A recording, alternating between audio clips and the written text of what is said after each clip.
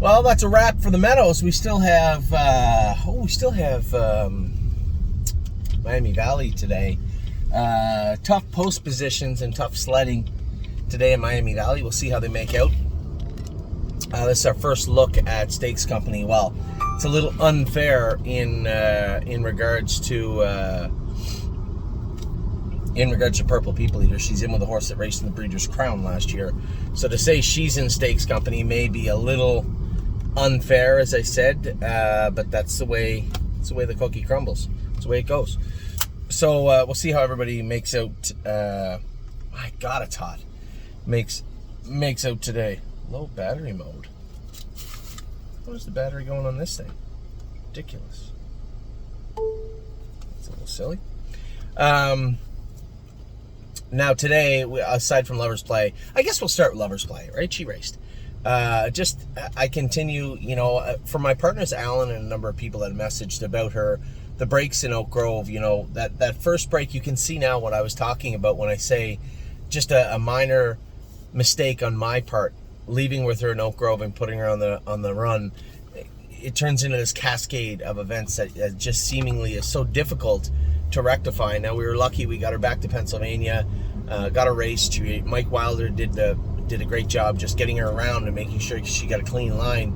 And then her last two starts, again, back in 5 days. And so that's how tough she is and how she's seemingly healed up. Now, she has some injuries that are going to be with her forever. But they don't seem to bother her very much, which is incredible in its own right. No signs of any lameness whatsoever from this filly, and intelligence. So, again, I want to pat all the people on the back that train these horses down with us, right? Because there's no way that this filly has the intelligence she showed even today. I don't want to get her hot, right? I don't want to have her coming off the car, but I want to be able to put her close if I can. And last week, left with her when I asked her to. Now today, coming off the car, it was almost she was waiting to see what I wanted to do. What are we going to do? And then I could see that the inside horses were leaving. I looked at the 4-hole. It wasn't going to be available. So we just continued on. Cleared to the front. I knew who was coming behind me. Cut Aaron loose at the 3/8 pole.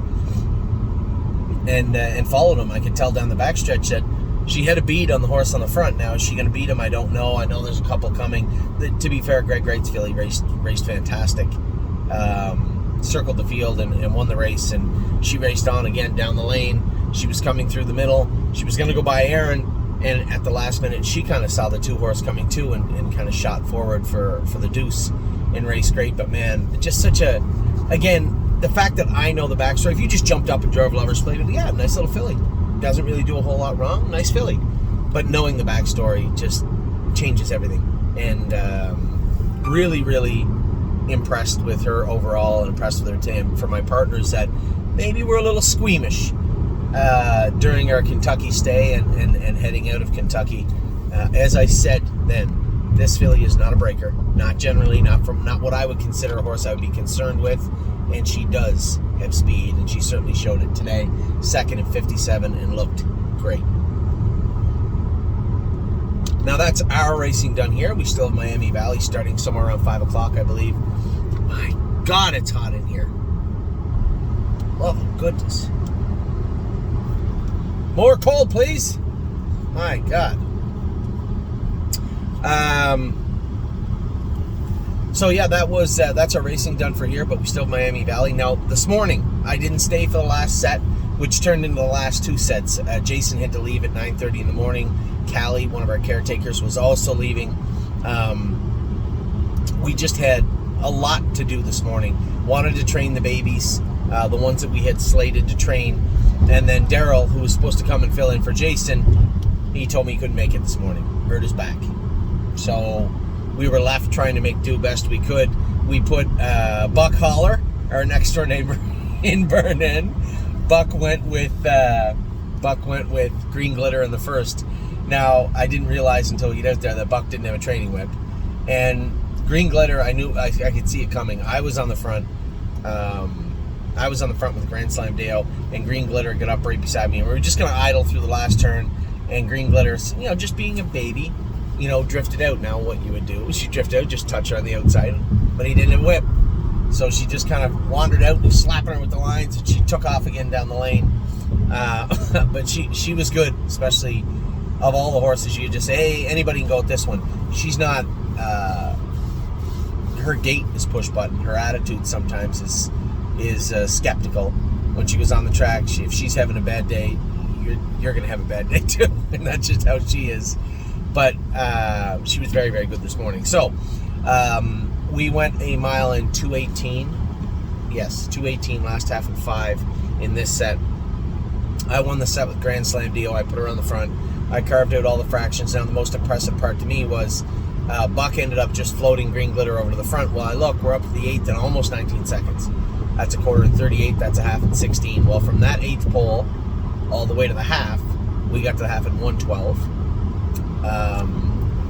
Get the half in 1:12, and the last half in 5 and a bit, almost 6.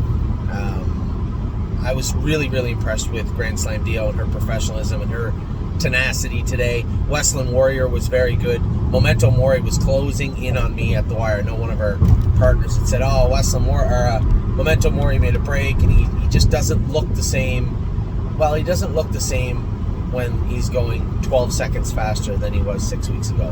When these horses start to get close to the races, this is a huge transition from them.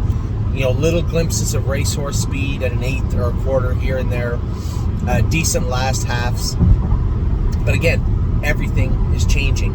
Their conformation starts to play a role now. Are they starting to get a little bit sore here or there? How do we manage that? You've seen that. We've already drifted 3 horses into a little bit of a limbo. Just light workouts for the next 2-3 weeks. A couple of horses in Ontario fit the same bill. So, light jogging. In Ontario, we've added some swimming for them. Here, we have the Aqua Treadmill over Dr. Latesse's equine spa. And you have to, every horse has to be revisited every week, right? Reevaluated. What are this horse's strengths and weaknesses? How are they changed from the last time we went fast? So that's what I'm watching for and talking to our trainers about. So all the horses in the first set I thought looked good. Now, Arrowhead Hanover made a break on Amy. Here's the thing with Arrowhead Hanover. For all my partners out there, I'm trying to go with him whenever I can. When you have him on his toes, much like Oliver, right? Probably, I suspect maybe like I was when I was a kid too, possibly.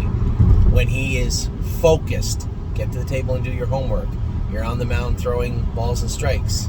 You know, when you are focused on something, he's very effective, right? But when you allow him to be a scatterbrain, he will.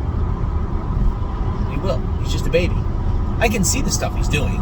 He made a break on Amy today, just goofing off, being silly. And as I said, you know, Amy's angry, a little upset. She goes, what are we going to do? You know, what do we have to change with this? Nothing. Drill it into him. And I don't know if I want to start drilling on him just yet. He's still very physically, he's not a big giant horse, right? Which means he probably can take some pushing, some prodding here and there, maybe a little more than the bigger, heavier set horses. But at the same token, I don't want to push him into a place where now his knees are getting a little bit sore, right? He's getting a little tight over his back. I guess what I'm trying to say is I'm not worried about Arrowhead Hanover in the least. Now, circling back to Memento Mori, I told you guys I trained him myself on Monday. He was awesome. Or Friday. He was awesome. Awesome again today. Really closing in. We were really trotting the last 8th, and he was gaining on me quite quickly. Again, up there cementing his stature where it is near the top of the heap. Westland Warrior looked great also. Jason Merriman's been going with him. I'm so happy. You know, a couple of horses that were tricky when he could just pass them off, right? And that's the whole point of having professional people there. Jason does a great job. Both Jasons do a fantastic job. Now, we don't get to get old Joe Cramp there as much as we want. Joey he goes Memento Mori right now and does a great job with him. But Joe's also real quiet and can add some insight as a super old horseman.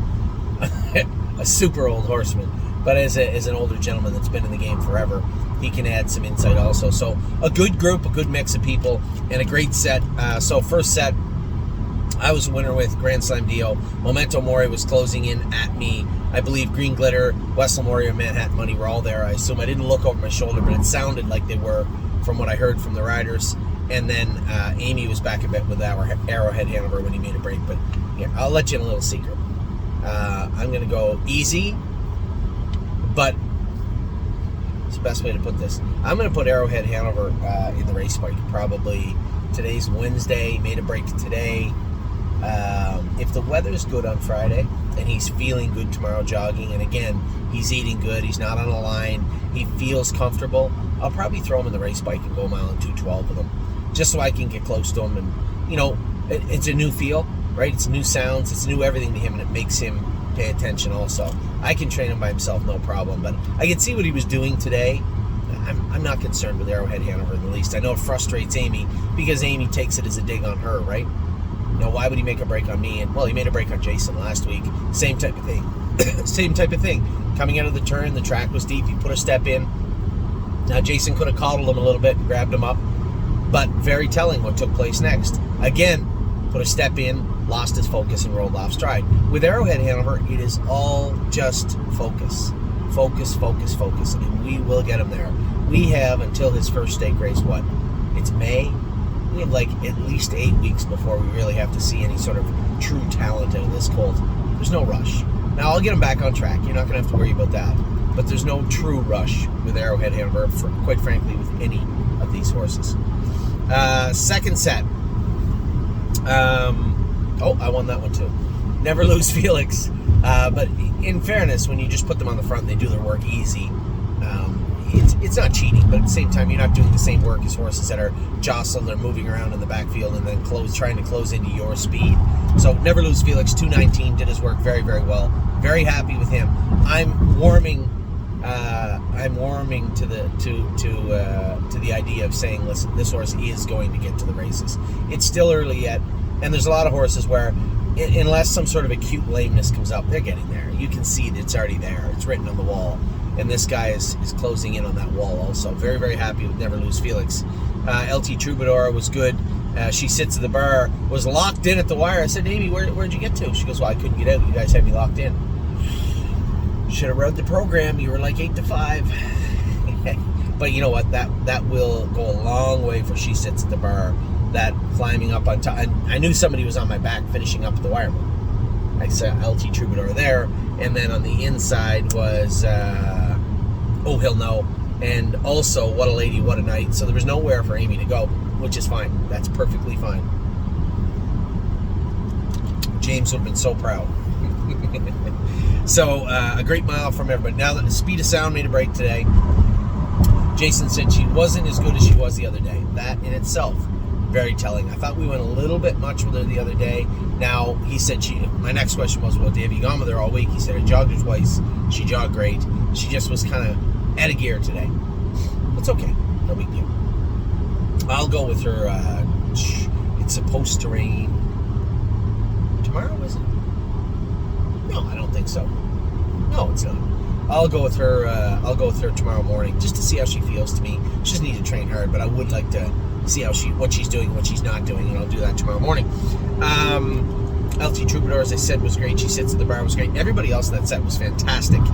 Oh He'll Know, right there, finishing up hard. So, for my partners, What a Lady, What a Night, looked very, very good again today. I went a mile in 2:19, and she was closing on the inside. Now, I was just sitting there, but I mean, Never Lose Felix has been drilled and drilled and drilled and drilled. I'll tell you what, he gets the track, he's going to be one tough bugger, I can tell you that right now. He looked very good. So very happy with that set also. Not concerned in the least at all with the breaks of Speed of Sound. This is just time. Just time. And in the first set, Arrowhead Hanover. Third set, we went out. Yeah, I got the job done there too.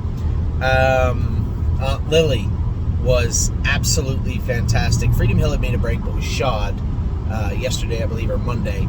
And I think maybe took a little bit too much toe off of her. I could see when she went on the track, she was a little pacey, a little peggy. I could see what she was doing and what she was not doing. And not the same as she's been. So I said to Amy, just see how she is. She made a break in the first turn, but then she said after she got her thought out, she was okay after that. Aunt Lily was absolutely awesome. The very, very best I've ever seen her train. And I told you guys the other day, if we stopped the race right now, who would be our representative at the Next Generation? And after today, again, it's only May 1st. We got lots of time yet. We got 8 weeks. But if it was today, Aunt Lily would be the one now after today going there.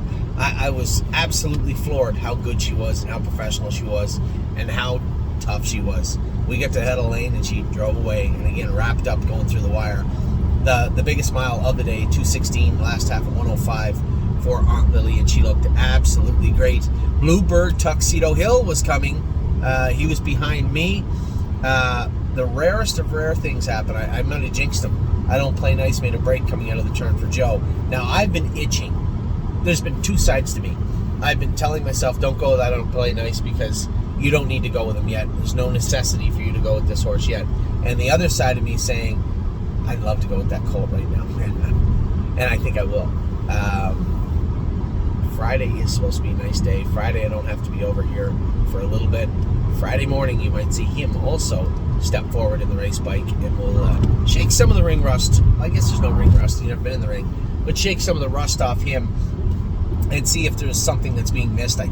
He's made one break in a millennium, it feels like, so I'm not really that concerned. We were really smoking all the way around the last turn, and I had forced everybody, including I Don't Play Nice, into a kind of an exposed situation where they were trying to catch somebody. I knew how fast we were starting to trot, and I would have been absolutely flabbergasted if anybody could have even trotted with her as we come out of the turn, and I Don't Play Nice rolled off. So I suspect what he did was came out of the turn, that transition, as I tell you guys, when they switch their leads coming out of the turn, this time of year they learn to do it quicker, and he's just in that transition, right? He's just learning how to go from kind of a sloppy way of switching gears at his pace to more of an athletic way of doing it, and they all have to learn how to do it. And today I think was a learning experience for I Don't Play Nice, but I'm going to see exactly what he's up to on Friday also. But again, here's 3 breakers in 3 sets, and none of the 3 concerned me. Aunt Lily was great. 4 breakers, Freedom Hill, not concerning at all. Again, I know exactly what was going on with Freedom Hill. Bluebird Tuxedo Hill and the Priest were both good in that set also. As I said, I went a mile in 2:16. That means Bluebird went a mile in 2:17. 2:16 and 2, or 2:16 and 3. The Priest right around the same, and the other 2 horses did lots of work, but again had made mistakes. 4th set, I went out. It was not a grand slam. I went with Wonder Hill. Now, he didn't make a break. He just felt like he was slipping. Now, he had those open-toed shoes on him up front, and I could feel him slipping 100% for sure. What do we do about that? Now, we have a number of things we can do. We can just stay the course, leave him alone, or we can put a normal shoe back on him the right way and square the toe up front, or we can just put a normal shoe on him. I think we'll go for the middle. I think we're going to just take that shoe. Well, you can't. He has toe corks on or corks on the heel, as it were. We'll probably go to we'll keep the 5/8 on him, keep the weight on him for now. A 5/8 with a little dull toe up front, a little square toe up front, and some borium on it. And I think that will fix and alleviate any issues I saw with Wander Hill. He was a good third. He did his work well. I was happy with him.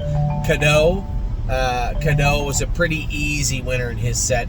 Came first over and ran down Southwind Idex at the wire. Little bumpy in the last turn still. We got his shoes squared away up front. Still keeping a close eye on him, but he was the easiest kind of winner today. Southwind Idex was second. I was third. Amy actually made a break with Mountaineer Prince. Of all the things that kind of frustrated me, now I was behind her watching it take place. That horse had no reason to make a break, and I'm curious myself how it happened. Now, this guy, Michigan is June 26th, is 7 weeks away. He might find himself in a race bike on Friday morning also. So we're up to 3. Then I'm going to have a little look under the hood on Friday morning. You may say, why not Saturday? Well, 2 reasons. 1, it's going to pour rain, and 2, I have to be in the meadows early for time is on my side in Arson. Now, I would normally have time on Saturday morning to do it, but I think, actually, you know what? I have a little bit of an issue on Saturday. I need to get a ride to the meadows on Saturday because I'm flying into Pittsburgh. Huh. Well, that's a little added wrinkle, isn't it? I'll have to figure that one out Saturday morning. Another reason I can't stay and train on Saturday morning. So it will likely be Friday morning for those horses. Cadeau was great. Allie's got grit. I believe did his work well in behind us. Joe said he was on the left line, if I'm not mistaken. But the Murphy blind, we got to put a Murphy blind on the outside. Southwind IDEX was good. And as I said, Mountaineer Prince had made a break. I was third with Wander Hill. Now, I didn't stay for the fifth set. I couldn't. I was getting too late. I had to go with Lovers Play. Now, because Daryl wasn't there and now I'm not there, we took out of the last set Gorgeous Package and Roser and AJ. They trained together after, and by all accounts, they were both very, very good, which is not shocking, especially the way they've been training. That left us with Foxy Seaside, Rose Run Alexandra, Dancing in My Socks, and Fire and Shine. Amy said she just got by Dancing in My Socks to win. He was good. She was very good. Foxy Seaside was good, but then touched her knee in the mile. Now, she does travel a little close to her knee. I guess you could talk me into believing that could happen. And I'd rather know now in 2:15 than find out going a quarter and 27 seconds someday with her. So I guess we'll just have her fitted for a nice little set of knee boots. So Foxy Seaside was good, finished up well, but did cut her knee. Did cut her knee in that mile. It bled a little bit. Should be fine. And right behind them was Fire and Shine. So another good set, and then they went out in the track with Gorgeous Package and Roser and AJ, and both of them were very, very good. So of all the horses, we only went with 5 sets today. Now we did have a diminished crowd. We had some scratches today with. Now that's not a very smart place. Oh, that's why. I was going to say that police officer pulled that guy over on a 1-lane road, but that is not what happened. That guy in the white truck ran into him. What happened? We had some scratches today with who were our scratches today? The horses that we did not go with today. Now, obviously, I'm a Trucker is out in the field. Grand Old Chap is out in the field. Country Dancing trained great here, by all accounts, with Tim. Pelican Al is out in the field. Princess Dream is down right now with those cuts in her back legs, but she's doing well, I hear. Atrant, she is one of the 3 horses in Ohio that we have on modified exercise. So we have them in the Water Walker, that would be Ready, I'm Ready To, Atrant, and Melisandre. They're in the Aqua Treadmill and light jogging for the next 2-3 weeks as we get them squared away and set up well for the summer. Dancing to Myself, I trained him before the sets went today in 2:19, a million times better. We just started adding some weight. I was going to make all these changes to him, and I said, we've already done that. Do I really want to walk that back, or do we just, the common denominator right now, at least, aside from the shoeing changes, was the weight. We took it off and put the hobbles on him. Let's re-add the weight and take the hobbles back off and see if he's better. And he was much better today. 2:19 last half and 6 and a bit for Dancing by Myself. Gymboree was sick this week. Both her and Rosetta were down. They just jogged. They did not train today. Captain Incredible, I trained him 2 days ago in 2:16. He was very good. Now, he had a little scurf and a little inflammation in his left front ankle when he came back from Florida. They told me originally that the splint had got infected. That happens, but it looks like he might have touched his ankle or something also when he was down there, and it got a little bit of surface infection. It's not a big deal. I saw him jog today. I jogged beside him. It's fine, but he's going to need about 4, 5, 6 days of antibiotics and some diligent care from Lauren Harmon for Captain Incredible. But he trained great this week, and he's right on track. He's a great guy. I trained also, as I said, in 2:19 or 2:20 this week by himself. High Hopes has the record right now at the barn. I trained her in 2:13 and 3. She was good. Very happy with where her confidence is starting to soar and get back up where we like to see it. So she's been doing good things. I'm Ready To is one of the 3 horses that are on that modified workout, as I said.